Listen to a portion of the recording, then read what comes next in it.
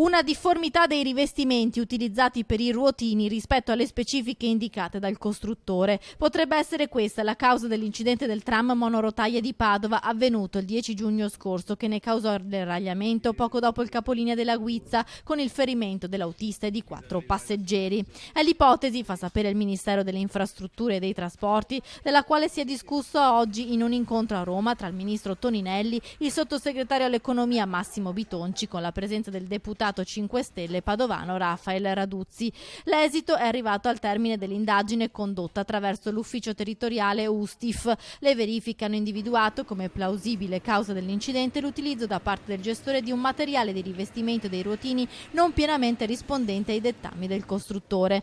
Nel rispetto delle prerogative della magistratura, che sta svolgendo altri accertamenti, il Ministero, conclude la nota, è intervenuto e continuerà a monitorare la situazione per la tutela della sicurezza, sollecitando controlli sempre maggiori. Intanto il tram di Padova in città continua a far discutere dopo le foto inquietanti che ritraggono alcuni ragazzini che in skateboard si attaccano al vagone di coda del Biscione Blu. Una bravata a dir poco rischiosa non solo per i ragazzi ma anche per i passeggeri a bordo, denunciano i sindacati.